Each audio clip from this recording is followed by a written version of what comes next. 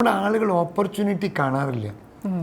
ഈ ലൈഫിൽ രണ്ട് വശമുണ്ട്. ഒന്ന് പ്രശ്നങ്ങൾ, രണ്ട് ഓപ്പർച്യൂണിറ്റികൾ എന്ന് പറയുന്നത്. പ്രശ്നങ്ങൾ കണ്ടാൽ ഓപ്പർച്യൂണിറ്റികൾ കാണില്ല, ഓപ്പർച്യൂണിറ്റികൾ കണ്ടാൽ പ്രശ്നങ്ങൾ കാണില്ല. അപ്പോൾ ജോലി ചെയ്തുകൊണ്ടിരിക്കുന്ന സ്ഥലത്ത് ഒരാൾ വന്നില്ല. അപ്പോൾ നിങ്ങളോട് നിങ്ങളുടെ ബോസ് പറയാണ്, ഇന്ന് അയാൾ ലീവാണ്, ഈ ജോലി കൂടി ചെയ്യൂ എന്ന് പറയുമ്പോൾ അതിനൊരു പ്രോബ്ലമായിട്ടും കാണാം, അതിനൊരു ഓപ്പർച്യൂണിറ്റി ആയിട്ടും കാണാം. എങ്ങനെയാണ് ഓപ്പർച്യൂണിറ്റി ആയിട്ട് കാണുക? ഓ, ആ ജോലി കൂടി എനിക്ക് ചെയ്താൽ രണ്ട് ഗുണമുണ്ട്. ഒന്ന്, ആ ജോലി എനിക്ക് പഠിക്കാം. രണ്ട് പേരുടെ ജോലി ചെയ്യാനുള്ള ശേഷി ഉണ്ടെന്ന് എനിക്ക് മനസ്സിലാക്കാം.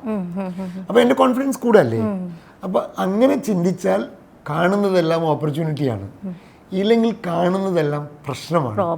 അപ്പം നിങ്ങൾ എങ്ങനെ കാണുന്നു എന്നതിനെ അടിസ്ഥാനപ്പെടുത്തിയാണ്. നമ്മൾ എപ്പോഴും പറയില്ലേ, റോസാച്ചെടിയിൽ മുള്ളുകളും ഉണ്ട്, റോസാപ്പൂക്കളും ഉണ്ട്. നമ്മളതിനെ റോസാച്ചെടി എന്നാണ് വിളിക്കുക, മുള്ളുചെടി എന്നല്ല വിളിക്കുക. കാരണം നമ്മൾ മുള്ളല്ല കാണുക, റോസാപ്പൂവ കാണുക. ജീവിതം അതുപോലെയാണ്.